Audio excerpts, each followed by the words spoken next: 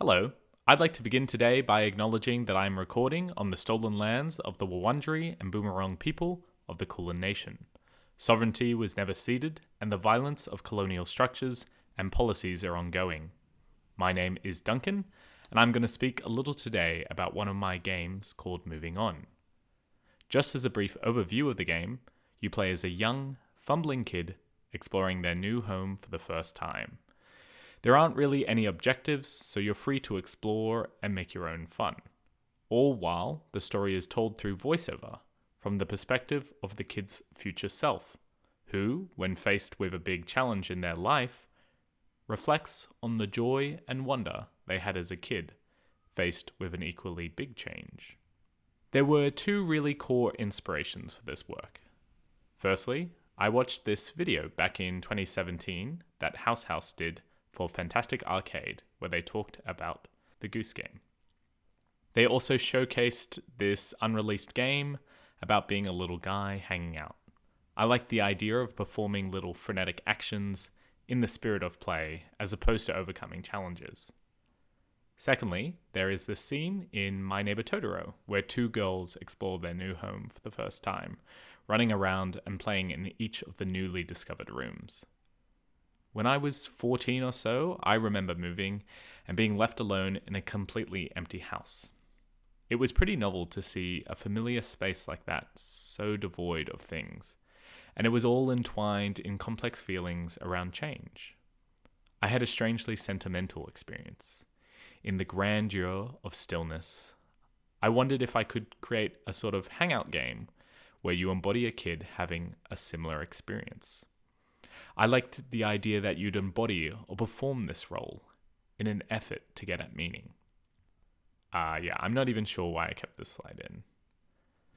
To empower players to perform, the game has a layered animation system that allows you to combine actions intuitively. So for example, you can press a button to clap, an expressive action within itself, but if you hold the clap, you'll keep your hands clasped together. If you jump, you'll swing your arms up, causing you to clap above your head. And when you're spinning, if you hold your clap, you'll begin to spin faster, like you've pulled in your center of gravity. When you approach an object, your arms will widen. Now, when you clap, you grab the object, and letting go of clap will drop it. Now, when you jump and your arms swing up, if you let go of clap, you'll throw the box upwards. Or when you're spinning, you'll toss the box across the room. A couple other examples. There's a crawl button, which if you perform while running, you'll do a nifty little knee slide, and the various ways the jump functions under different circumstances. Okay, so when thinking about performance in games, it's common for players to favor stylish, comical, or bombastic actions. But with Moving On, I was hoping to inspire performance geared towards a more internal lens, resulting in perhaps more gentle and slow-paced actions. I wanted players to feel a sense of physicality in the space, such that standing in a bright spot in the room would feel meaningful. I think typically we think of performing as showing off to other people, doing something big and entertaining. But for Moving On, it's more about what you could show yourself. What ways you could create or extend meaning through your actions.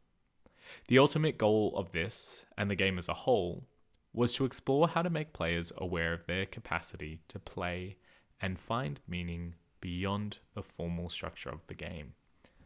I took inspiration from Stephanie Bullock and Patrick Lemieux's book Metagaming, as well as the New Games movement around this idea that artifacts do not in themselves constitute play, but are instead tools we utilize to make our own play. So largely, the approach with this work is de-emphasizing the artifact by removing typical structural conventions. For example, there are no objectives or active ways to progress in the game. This is paired with an emphasis on performance and making your own fun. My attempt to spark the playful ambitions of players such that they seek meaning and play beyond the conventional boundaries of the game.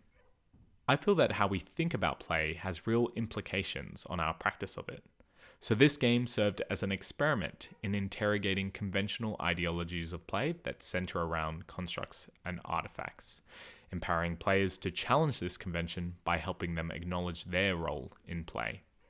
And hopefully this would all lead to players untangling their rituals of play from artifacts, so they might begin to seek opportunities for play more often and in more unconventional places. And in seeking to promote a sort of post-conventional embracement of play, I thought it was important that I play by example, and ensure my approach to making things allowed me to exhibit playfulness. Here are just a couple examples of small games I worked on this year with friends, pushing in a bunch of different directions and mediums.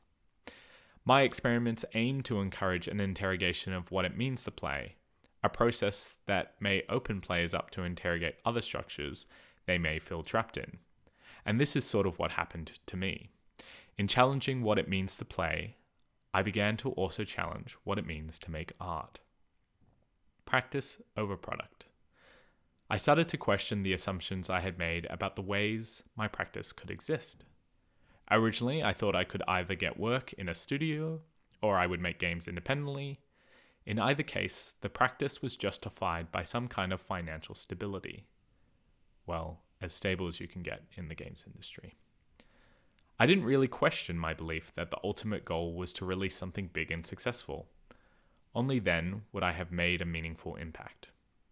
Interestingly, this ambition actually limited my imagination of what could be made and stopped me making games for a few years when I didn't feel like I could fit into existing conventions. Naturally, there are certain gaps in this medium that cannot be supported financially, but are worth exploring all the same. I started to feel a playful practice extend beyond the conventional confines of products, to see my practice as a holistic way of being in the world. From this perspective, silly bits and playful experiments outside of the games I made began to feel just as creatively fulfilling. Here are just some of the examples of ways I've embodied this spirit outside of games. If you're curious at all, feel free to ask me about them, but I'd like to highlight one now as well. One of the best things I got to work on this year was a series of food collaborations with my partner Erica, responding to the weekly themes from Gamer Week. Shoutouts to Shiv and Andy. It was so silly and fun, and that's a picture of us responding to the theme of body. We invited the whole meetup to eat sushi off my tummy. It was epic. This leads me to a community of enrichment. Disillusioned with the myth of genius and the manner in which, in the spirit of capitalism, we celebrate the individual and ignore the community, I began to re-envision the impact of my work, daring to see it as part of a greater whole, to be a participant in the spirit of creativity and play, rather than seeing my little experiments as portfolio builders or stepping stones. I started to gain a connection to something more important to me, a community that enriched me. And my work was an opportunity to enrich that community in return. The allure of genius, something innovative and new that came out of nowhere, is a very marketable idea. But we all know nothing emerges fully formed. Making games is hard, and one thing that can be disheartening when you make work at the scale I do is that you rarely sense the impact you make. But being part of that which enriches the whole has given me the perspective that all participation is meaningful. By limitation, not everyone can succeed on a wide scale. But I wouldn't want that to stop me, or anyone for that matter, from engaging with the world through creativity and play. This is less about making my creative practice financially sustainable, but perhaps how to make a non-commercial practice creatively sustainable. New measures of success.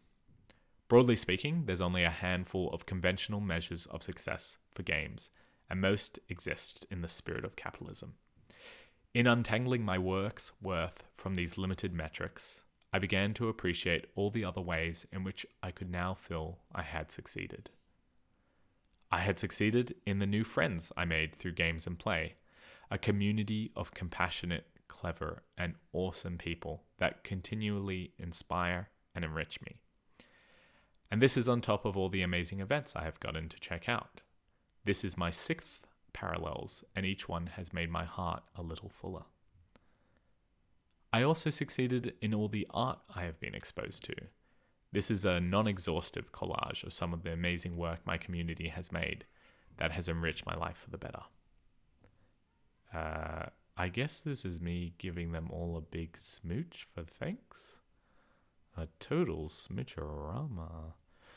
Okay, when I started making games, I thought I wanted to be super successful and make the next big thing. But as I pushed against boundaries of entrenched structures, I began to untangle my practice from the limitations of convention. From here, I found a community that supports me. I discovered a way of being in the world that instills each day with play and discovery. And I found enrichment through friendships and art. So now I feel I did succeed. And I think I'm just happy to be here. Thank you.